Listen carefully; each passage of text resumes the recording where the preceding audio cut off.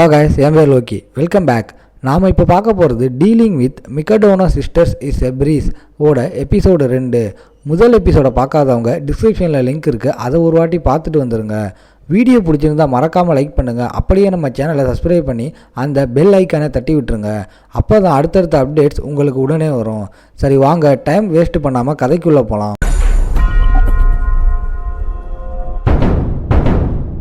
எபிசோடோட ஸ்டார்டிங்கில் அங்கே மிக்டனு அவர் தான் அங்கே கால் பண்ணுறாரு. என்ன யூ, நீ ஃபைனலாக என்னோடய வீடு தேடி வந்துட்ட போல். அங்கே யூ பேசுகிறத பார்த்து அவங்க ஆச்சரியமாகறாங்க. அங்கே யூ கிட்ட இப்போ தான் ஒரு விஷயத்தையே சொல்கிறாரு. இவங்க 3 பேருமே இவரோட பொண்ணுங்க தானா? உங்கள் அம்மாவும் கடைசியாக ஒரு நோட்ஸை விட்டு போயிருப்பாங்கள்ல, இது உனக்கான ஒரு நல்ல ஃபேமிலியை தேடணும்னு. அதுக்காக இவர் ஹெல்ப் பண்ணுறாரு. இங்கே தான் நம்ம ஹீரோ தங்குற மாதிரியும் இருக்கும் அந்த இடத்துல. அதனால் அவனோட கனவை அவனால் நிறைவேற்ற முடியுமா அப்படின்னு அவன் யோசிக்கிறான். அதுக்கும் மேலே இந்த அழகான 3 பொண்ணுங்க கூட அவன் தங்குற மாதிரி இருக்கு. அவனோட கனவு இங்கே நிறைவேறுமான்னு கேட்டால் சுத்தமாக கிடையாது. ஏன்னா அந்த 3 பொண்ணுங்களுக்கும் இங்கே எந்த விதமான விருப்பமும் இல்லை நீ இங்கே தங்கணும்னு. முக்கியமாக இந்த 3 பொண்ணுங்களோட அப்பாவே சொன்னனால அவங்க 3 பேரால் அந்த டிசிஷனை அப்படியே தூக்கி போட முடியலை. வச்சுக்கிற மாதிரி தான் இருக்குது. அங்கே ஒருத்திக்கு என்னன்னா இவனை வச்சுக்கணும்னு விருப்பமே இல்லை. எதுக்கு நம்ம இதெல்லாம் பண்ணணும் அப்படின்லாம் யோசிக்கிறாங்க. என்னதான் இவங்க இப்படி நம்ம ஹீரோவை சொன்னாலும் நம்ம ஹீரோ யூ அங்கே அவனோட நம்பிக்கை இழக்கலை. எப்படியாச்சும் இவங்களால் ஒரு நல்ல ஹாப்பியான ஃபேமிலியாக இருக்க முடியும் அப்படின்னு அவன் டிசைட் பண்ணுறான். ஸோ அந்த விஷயத்துக்காக ஃபஸ்ட்டு ஏதாச்சும் பண்ணணும்ல. அதுக்காக நம்ம ஆள் சைடில் திரும்புகிறான். ஏதோ ஒன்றை மிதிக்க அதை பார்த்து உடனே அதை அப்படியே அவள் பிடுங்கிடுறான். ஏன்னா அது அவளோட துணி போல். அந்த இடத்துல யூவும் இப்போ தான் நோட்டீஸே பண்ணுறான். இந்த இடத்துல இது ஒன்றும் குப்பையாக இல்லை, இந்த இடமே குப்பையாக தான் இருக்குது. இதை அங்கே பத்தாதுன்னு சொல்லி ஒரு கேவலமான நாற்றம் வேற வருது. அது என்னன்னு செக் பண்ணால் அங்கே டிஷ் எதுவுமே அவங்க வாஷே பண்ணலை. இதை வாஷ் பண்ணுறதுக்கான பொறுப்பும் நம்ம கசுக்கியோட பொறுப்பு தான். அங்கே அவளை கேட்டால் எனக்கு நிறையவே வேலையெல்லாம் இருந்துச்சுப்பா, அதனால் என்னால் பண்ண முடியலை. இதனால் ஹீரோ தான் கீழே உடைஞ்சி போன டிஷ் எல்லாத்தையும் எடுக்கிறான். அவங்களுக்கு தெரிஞ்சு போயிடுது ஆல்ரெடி அவள் ட்ரை பண்ணியிருக்கா வாஷ் பண்ணணும்னு. ஆனால் பாவம் வாஷ் பண்ண முடியாமல் எல்லாத்தையுமே உடைச்சி போட்டா. இப்படி இந்த விஷயத்தெல்லாம் சொல்ல கசுகுக்கு அங்கே ஒரு மாதிரி இருக்குது. இந்த துணியெல்லாம் வாஷ் பண்ண நம்ம ஹீரோ கொண்டு போகிறான். அதுக்கு யார் வாஷ் பண்ணணும்னா மீவோட டேன் தான். மீவா தான் இன்னைக்கு வாஷ் பண்ணணும். இந்த துணியை எப்படி போடணும் இதெல்லாம் மீவாவுக்கு சுத்தமாக அங்கே தெரியலை. நீங்கள் என்ன சொல்கிறீங்க? இந்த மாதிரி ஷோகியை கம்பேர் பண்ணால் இதை ஞாபகம் வச்சுக்கிற விஷயம் ரொம்ப ஈஸியான விஷயம். இந்த இடத்துல நம்ம ஹீரோ வேற மீவாவோட கையில் இருக்க அந்த நோட்ஸை பார்த்துட்றான். இந்த நோட்ஸை பார்த்து சொல்ல அவள் இன்னுமே ஒரு மாதிரி ஆகிடுறான். ஏன்னா அந்த மாதிரிலாம் நம்ம ஹீரோ ஞாபகம் வச்சுக்கணும்னு எந்த விதமான தேவையும் இல்லை.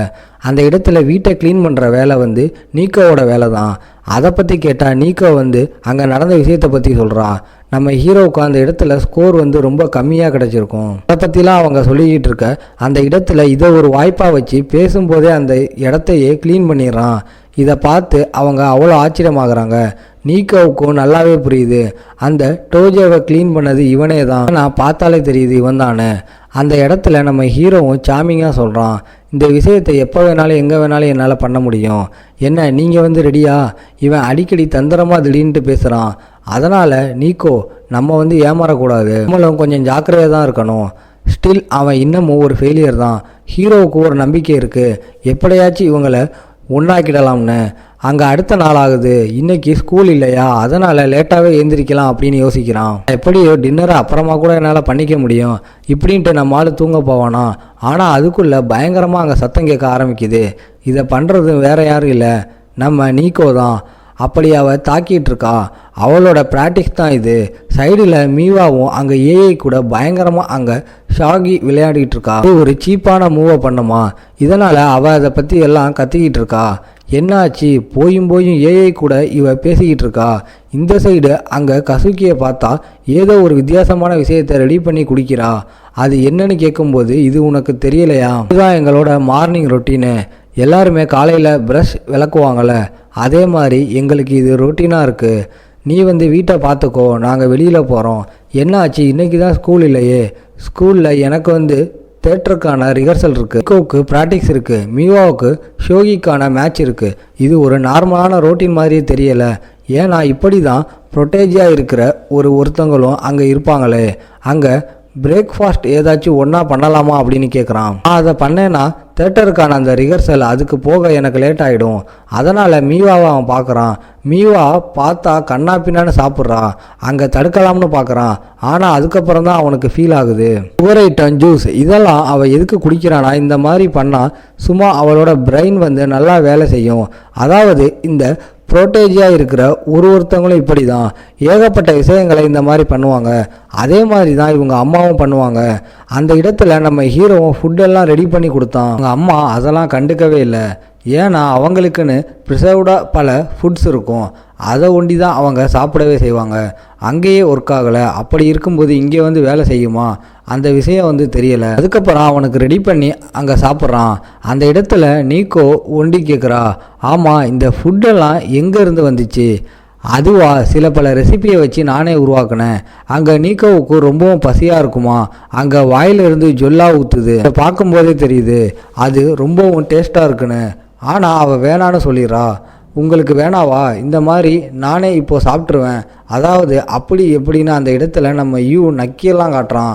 அங்கே அவன் முடியாதுன்னு சொல்லிடுறான். என்னன்னு கேட்டால், என்னால் இந்த மாதிரி ஒரு அன்பேலன்ஸ்டான இருக்கிற ஃபுட்டை சாப்பிடவே முடியாது. அங்கே இதை கேட்டு நம்ம ஹீரோ ஆடி போயிடுறான். ஏன்னா அன்பேலன்ஸ்டான ஃபுட்டா, என்னது உனக்கு புரியலையா? நான் வந்து ஒரு மார்ஷியல் ஆர்ட்ஸாக இருக்கேன். அப்படி இருக்கும்போது எனக்கு பர்ஃபெக்டான பாடியும் இருக்கணும். அப்படி இருக்கும்போது தான் என்னால் இதில் ரொம்பவும் பெஸ்ட்டாக இருக்க முடியும். அதனால் புரோட்டீன், விட்டமின் எல்லாத்தையுமே நான் பேலன்ஸ்டாக தான் எடுத்துப்பேன். இதெல்லாம் கேட்கும்போது அங்கே டைம் ஆகிடுமா? அவங்க 2 பேரும் அப்படி ஓடி போயிடுறாங்க. இப்போ ஹீரோவும் யோசிக்கிறான், இது உண்மையிலேயே தலைவலி தான்ப்பா. நான் விரும்பின விஷயத்த நம்மளால் சாப்பிட முடியலை. அதே டைமில் பேலன்ஸ்டான ஃபுட்டாக தான் நம்ம எடுக்கணும். அதையும் வேறு ஞாபகம் வச்சுக்கணும். அந்த இடத்துல நம்ம யூக்கு இப்போ தான் புரிய வருது. எனக்கு தெரிஞ்சு இதே மாதிரி தான் அம்மாவுக்கும் சில பல டயட்ஸ் இருக்குன்னு நினைக்கிறேன். அதனால தான் அவங்க வந்து என்னோட ஃபுட் எதையுமே சாப்பிட்லையோ. ஏன்னா இவங்க எப்படி பேலன்ஸ்டாக ஃபுட்டை சாப்பிட்றாங்க. நம்ம மீவா அவள் வந்து ஸ்வீட்ஸ் எல்லாம் எதுக்கு சாப்பிட்றான்னா, அது மூலமாக ஒரு ஃபியூவல் கிடைக்கும் பிரெயினுக்கு. அதே மாதிரி தான் கசுக்கி, அவங்க ஏதோ ஒரு விதமான ட்ரிங்க் குடிச்சிட்டு இருந்தா. அப்போ தான் எனக்கு எல்லா விஷயமும் புரியுது. ஒரு கட்டத்தில் நானே அம்மாவை பார்த்து பயப்பட ஆரம்பித்தேன். அந்த டைமில் நான் பேசுகிறதே நிறுத்திட்டேன். அந்த மாதிரி விஷயம் எல்லாம் அங்கே நடந்துச்சு. இப்படி நம்மளால் அதை பற்றி யோசிக்கும்போது அந்த இடத்துல அறக்க பறக்க அவங்க ஓடி போகிறாங்க. டைம் ஆகுதுன்னு நீங்கள் வந்து ஏதோ ஒரு விஷயத்த மறக்கிறீங்க. என்னது அந்த இடத்துல எவ்வளவோ தேடி பார்க்குறாங்க. எல்லாமே பக்காவாக தான் இருக்குது. நாங்கள் எதையுமே மறக்கலையே. எதுக்கு நீ பயமுறுத்துற? அது என்னன்னா, ஹேவ் அ நைஸ் டே, அதாவது உங்களோட நாள் நல்லா இருக்கட்டும் அப்படின்னு சொல்கிறான். கேட்ட உடனே அவங்களுக்கு என்னமோ கடுப்பாயிருது. அடே பைத்தியக்காரா, நீ இந்த மாதிரியெல்லாம் பண்ணி என்னை பயமுறுத்தக்கூடாது. ஏன்னா நாங்கள் ரொம்ப பயந்து போயிட்டோம். என்னவோ ஏதுன்னு அங்கே அவ்வளோக்கும் அவங்க கண்டுக்காம தான் போகிறாங்க. நம்ம ஹீரோவும் யோசிக்கிறான், என்னதான் அப்படி சொல்லியும் அவங்களுக்கு அது ரீச் ஆகலைன்னு நினைக்கிறேன். அந்த இடத்துல இதே மாதிரி அவங்க போகிறாங்க.